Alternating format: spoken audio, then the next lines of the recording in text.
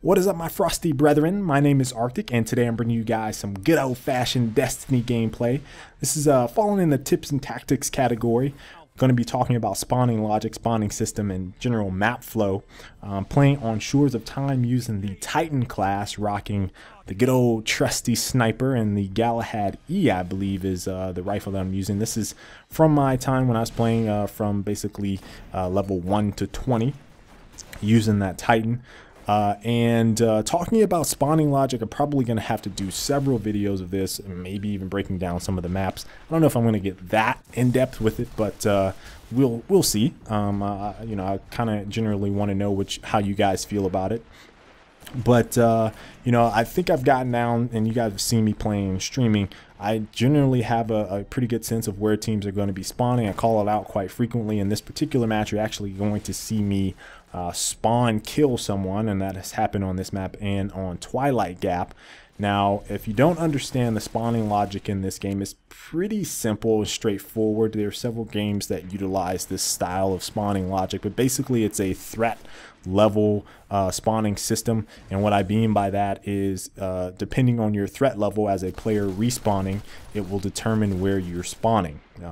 Some games like Call of Duty, for example, will team spawn. It will spawn you near your teammates in some cases. And I think they have a more advanced algorithm than that, because you also have some threat level spawning going on there. But generally speaking, they spawn you near your teammates in a game mode like Team Deathmatch. That's not the case with this game. Again, they spawn you generally away from the action, and they make you run back towards the action. They do not spawn you near your teammates. So it's a threat level, essentially, spawning system and spawning logic. Now, there's a couple rules in place that they have, basically some if-then rules. So if a player is aiming down sights or facing a spawn that you would spawn in as a player, despite the rest of your team being maybe in the hot zone, or the rest of the enemy team being away from you or whatever, they will sometimes spawn you facing that player. Now, that's not supposed to happen. There's supposed to be a rule in place where you do not spawn where an enemy player is looking directly at you, but it does happen on occasion. Now, most frequently, I've seen this happen when a player is using a sniper rifle, which obviously you can have some type of longer distance ranges with it, generally speaking. You guys are going to see how I kind of utilize it here in this gameplay. But you can have a sniper rifle, aim down sights, look at a player spawning, and headshot them almost immediately after they spawn, because there doesn't seem to be spawn protection. Now, this doesn't happen all the time, but there are several maps, Shores of Time being the one I just confirmed in this gameplay, and Twilight Gap happens quite frequently. Also Bastion, for those of you guys familiar with my sniping gameplay breakdown on my previous tips and tactics talking about sniping locations. It also happens on that map as well, where you see an enemy spawn and you can actually shoot them as they spawn and get a headshot. So it doesn't work, it seems like, all the time. If the distance is greater than some number, I don't know what that number is exactly, but that definitely breaks their if-then logic statement there.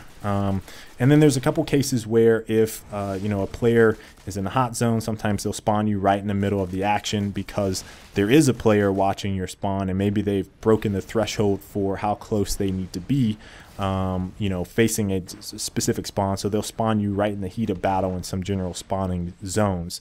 For the most part, like Shores of Time, you spawn in the cave. You spawn out outside the cave on the left, actually where I'm running, back behind that rock.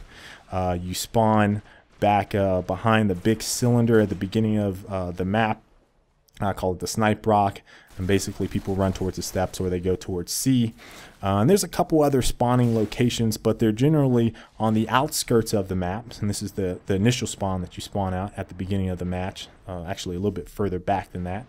Every once in a while you'll spawn in some other random locations, but generally speaking, there's some very percentage, I think, based spawning zones that you spawn in, and they are very consistent. You do not spawn frequently outside of those zones unless some statement there is dictating it, or some enemy player sitting on a spawn location that forces you to spawn in a very odd location.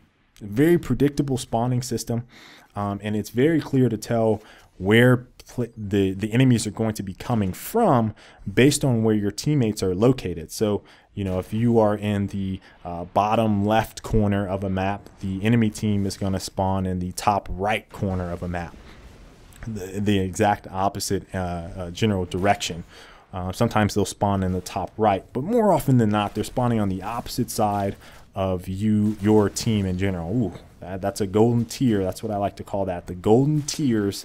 That man got sniped while he was using the golden gun. That's the golden tiers. But yeah, so that's the general you know, consensus that I've kind of come to with understanding the spawning logic. And I have to break this down a little bit more in some different game modes like Control, but for most part in Clash, you know, this generally spawning opposite side of the map. Control could be around the point that you're actually in possession of as a team, which is very, very familiar, I would say, spawning logic for a King of the Hill type game mode.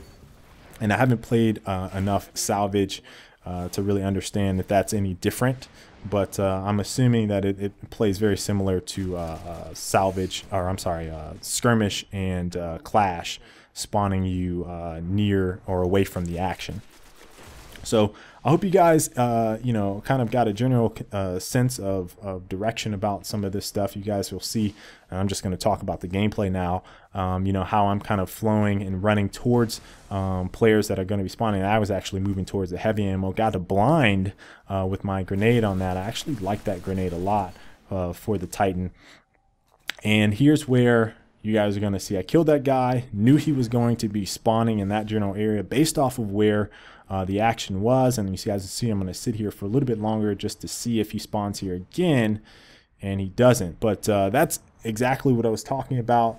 You know, my teammates were on the other side of the map, and based off of their location that I quickly glanced at on my radar, I determined that, hey, this guy's probably going to spawn right there, and I got a pretty much an immediate headshot kill.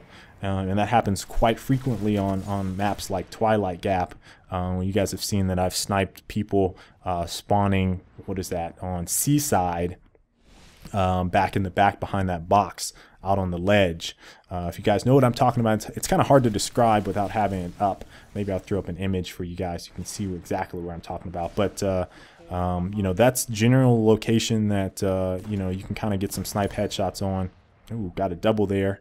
And you know, it's pretty easy to understand. I think you guys will kind of get it some more as you pay attention to the radar. It's so important in this game. And I hope you guys enjoyed this gameplay. I'm going to go ahead and cut it off here because I think I got my point across pretty well. I'll do some more you know, extensive, I think, breakdowns on a map by map basis, kind of like how I did Bastion with the sniping. I just have to find the time to do it and sit down and bust out these videos for you guys. So hope you all enjoyed this tips and tactics video today, and until the next time, I will catch you all later. Stay frosty.